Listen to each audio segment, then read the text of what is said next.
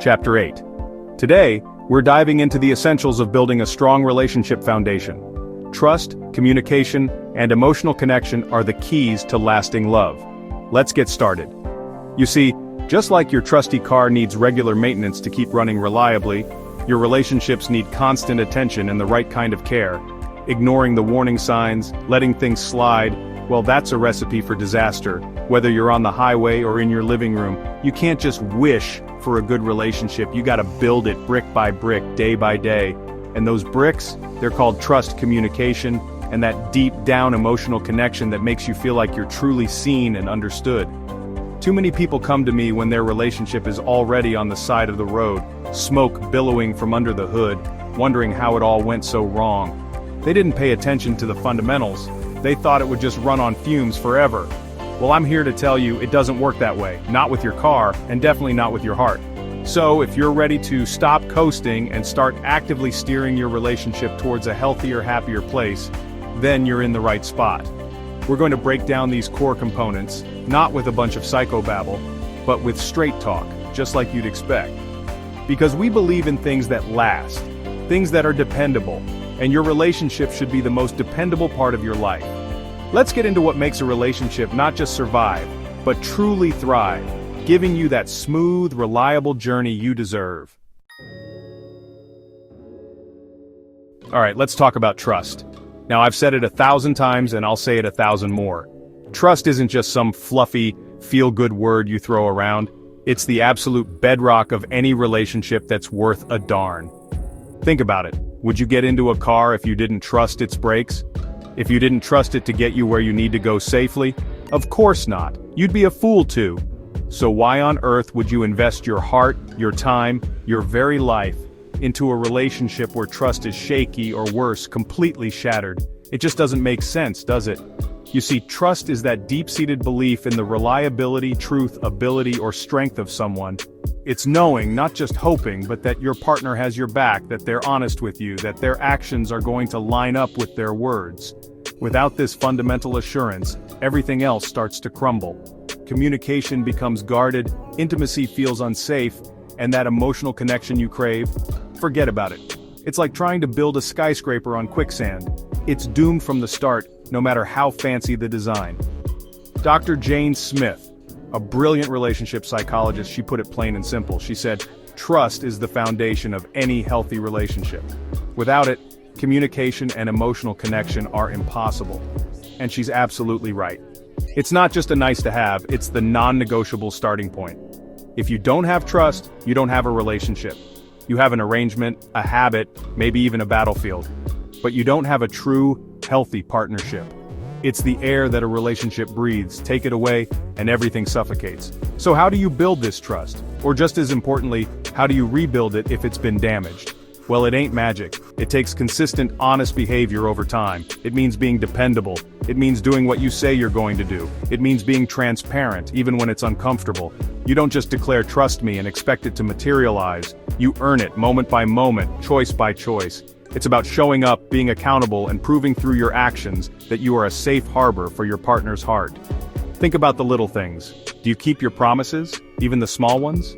Are you open about your day, your thoughts, your feelings, or are you hiding things, creating shadows where light should be? Every time you choose honesty, every time you choose reliability, you're laying another brick in that foundation of trust. Conversely, every lie, every broken promise, every evasion, it's like taking a sledgehammer to that same foundation. And it takes a whole lot more effort to rebuild than it does to tear down. Some people think trust is a one-time deal. You get it and it's there forever. Wrong. Trust is a living thing. It needs to be nurtured, protected, and consistently reinforced. You can have a 20-year relationship solid as a rock, and one catastrophic breach of trust can bring the whole thing crashing down. It's that powerful and it's that fragile. So you have to be vigilant. You have to make conscious choices every single day to behave in a trustworthy manner. It's not about perfection, nobody's perfect, but it is about integrity. And let me be clear, trust isn't just about fidelity, though that's a huge part of it, obviously. It's also about trusting your partner's judgment, trusting them to support your dreams, trusting them to be emotionally available, trusting them to be a true partner in all aspects of life. It's about feeling safe enough to be vulnerable, to share your deepest fears and your greatest hopes without fear of ridicule or betrayal. That kind of safety only comes when trust is firmly in place, solid and unwavering. If you're in a relationship where trust is missing, you have to ask yourself some hard questions. Are you willing to do the work to build it? Is your partner? Because if one or both of you aren't committed to establishing that unwavering foundation, then you're just spinning your wheels. You're going nowhere fast. It's like trying to drive your car with flat tires. You might move a little, but it's going to be a bumpy, damaging ride, and you're definitely not going to enjoy the journey. So, take a good, hard look at the level of trust in your relationship.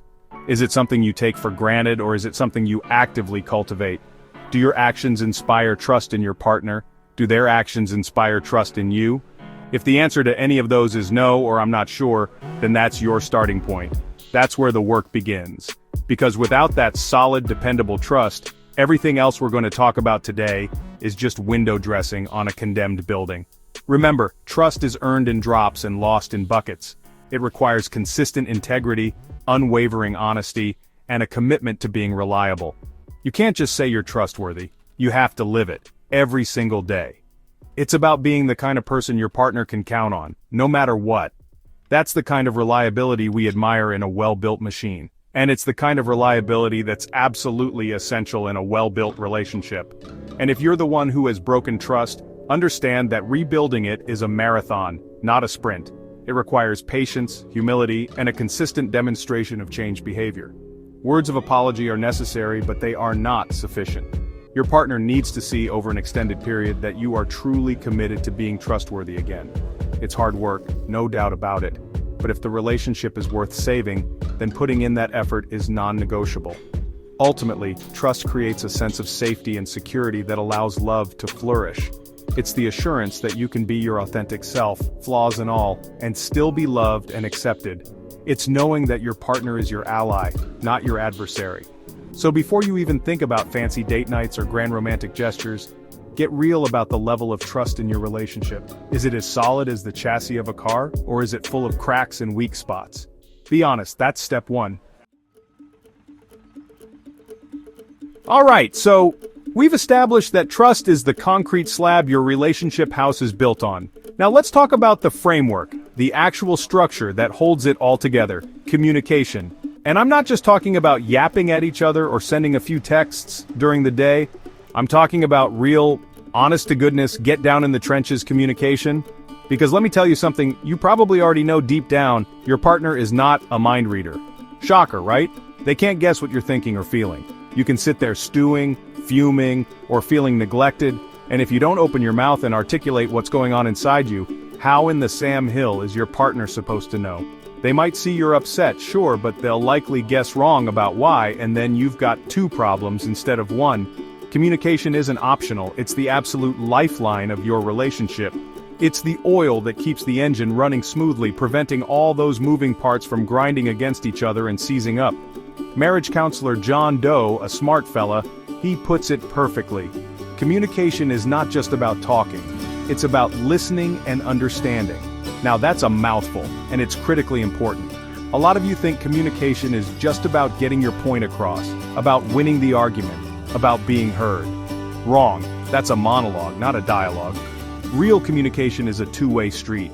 It's about speaking your truth, yes, but it's equally, if not more, about truly hearing what your partner is trying to tell you, both with their words and with their silences. You gotta learn to listen, not just to respond, but to understand. That means putting down your defenses, quieting that voice in your head that's already forming a rebuttal, and actually focusing on what the other person is saying. What's the emotion behind their words? What's the unmet need they're trying to express?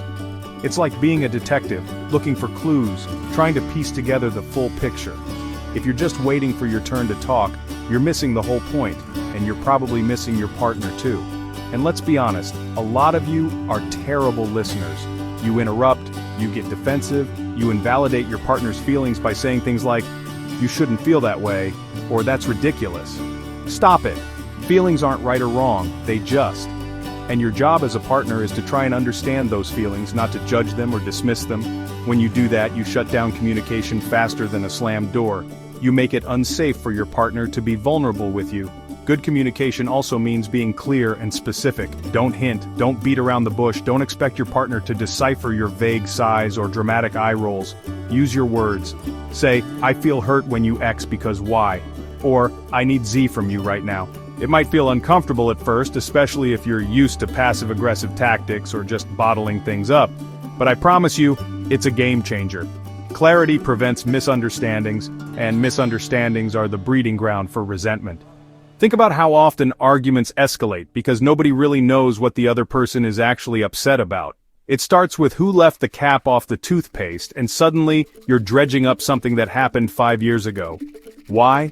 Because the real issues, the underlying feelings, were never communicated effectively in the first place. So they fester, like an untreated infection, until they erupt. Regular, honest, and clear communication is like preventative medicine for your relationship. And this isn't just about conflict. Communication is also about sharing joy, celebrating successes, making plans, dreaming together. It's about checking in with each other, asking, "How was your day, really?" And then actually listening to the answer. It's about maintaining that thread of connection that weaves your lives together. When you stop talking, really talking, you start drifting apart. It's a slow fade, often imperceptible at first until one day you wake up and realize you're living with a stranger. Now, some of you are conflict avoidant. You'd rather walk on hot coals than have an uncomfortable conversation. I get it.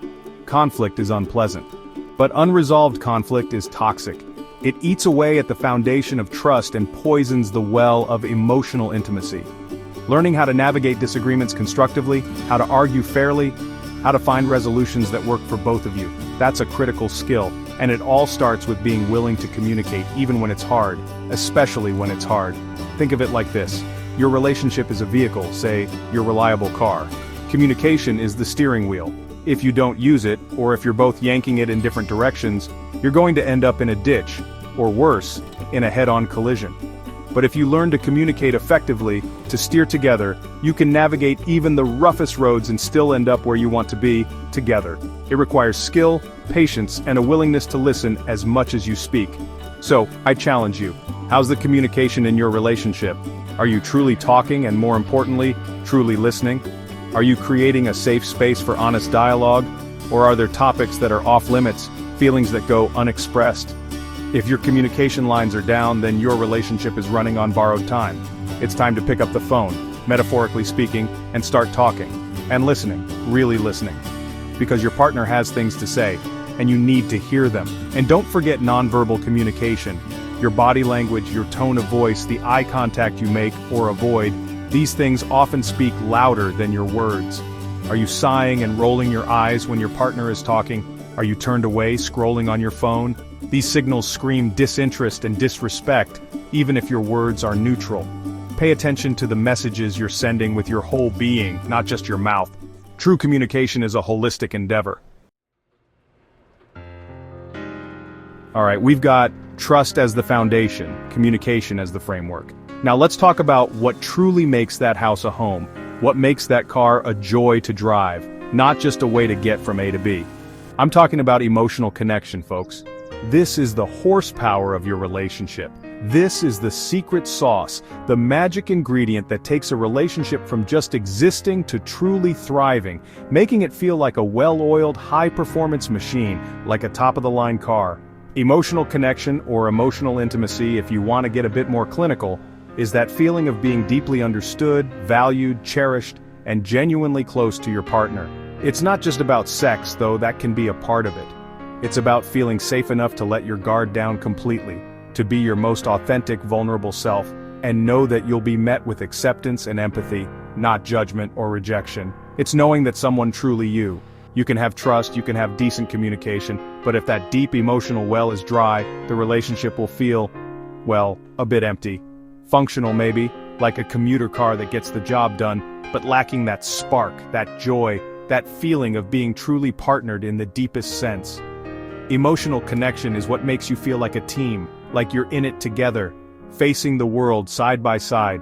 Not just two individuals sharing an address and a bank account. So, how do you build this? It doesn't just happen by accident. It's cultivated through shared experiences, through mutual support, through being present for each other in both good times and bad. It's about paying attention to the little things, remembering what makes your partner smile, knowing their fears, understanding their love language, and speaking it fluently. It's about creating rituals of connection, whether it's a morning coffee together, a nightly check-in, or a shared hobby. Think about it. When you feel emotionally disconnected, what happens? You might feel lonely even when you're in the same room. Small irritations can blow up into big fights because there's no emotional buffer, no reservoir of goodwill to draw upon. You start to feel like roommates rather than soulmates. And that's a dangerous place to be because that's when people start looking outside the relationship for that connection they're craving. It's a fundamental human need to feel connected. Emotional connection is also about empathy.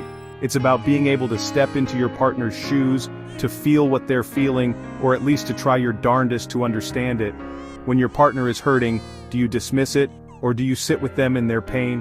When they're excited, do you share their joy, or do you rain on their parade? Being an empathetic partner means being a safe harbor for all of their emotions, not just the convenient ones.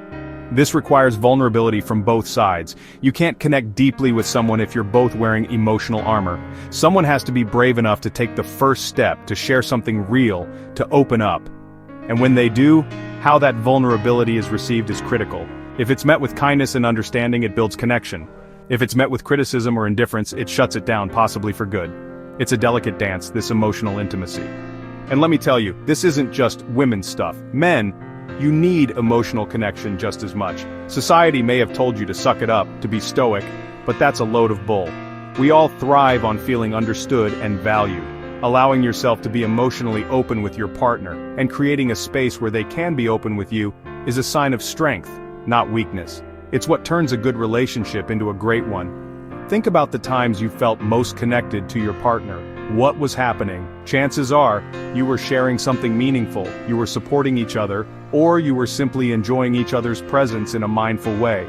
These are the moments that weave the fabric of emotional intimacy. You need to be intentional about creating more of these moments. Don't just wait for them to happen, make them happen. This isn't about grand, sweeping romantic gestures all the time, though those have their place. More often it's about the consistent, small acts of love and attention. It's the "how was your day, honey?" and actually listening. It's the unexpected hug. It's the note left on the counter. It's putting your phone down when your partner is talking to you. These little things add up, like drops of water filling a bucket, creating a deep reservoir of emotional connection. If your relationship feels like it's running on empty emotionally, it's time for a tune-up. Start by asking yourself, when was the last time I truly tried to understand what my partner is feeling? When was the last time I shared my own vulnerable feelings? When was the last time we just sat and connected without distractions? The answers might be uncomfortable, but they'll point you in the direction you need to go. It's about prioritizing that connection, just like you'd prioritize getting the oil changed in your car to keep it running smoothly for years to come. Ultimately, emotional connection is the heart of a thriving relationship. It's what provides the comfort, the joy, and the resilience to weather life's storms together. It's what makes your partner feel like home. Without it, even the most structurally sound relationship can feel cold and empty. So nurture it, protect it, and invest in it every single day. Because that deep, soulful connection, that's the real payoff. That's what makes the whole journey worthwhile. Alright, we've covered a lot of ground today, haven't we? We've talked about trust being the absolute, non-negotiable foundation. We've talked about communication being the vital framework, not just talking but truly listening and understanding. And we've dug into emotional connection, that secret sauce, that horsepower that makes your relationship truly sing. These aren't just nice ideas, folks. These are the critical components of a relationship that doesn't just survive, but actually thrives, giving you that smooth, reliable, and joyful ride through life, much like you expect from your car. Thanks for watching. Remember, a strong relationship is built on trust, communication, and emotional connection. These things don't happen by magic. They take work, consistent effort, and a real commitment from both people involved. You wouldn't expect your car to run forever without any maintenance, without checking the fluids, without paying attention to how it's performing, would you? Well, your relationship is infinitely more complex and infinitely more valuable, so it deserves at least that much attention, and a whole lot more. So, take what you've heard today and put it into action. Don't just nod your head and then go back to the same old patterns. Start having those conversations. Start building that trust. Start nurturing that emotional bond. It's your life, your happiness, your relationship. Take control of it. Stay tuned for our next video on recognizing the red flags of infidelity before it's too late. Don't forget to like, comment, and subscribe, because we're here to help you get it right.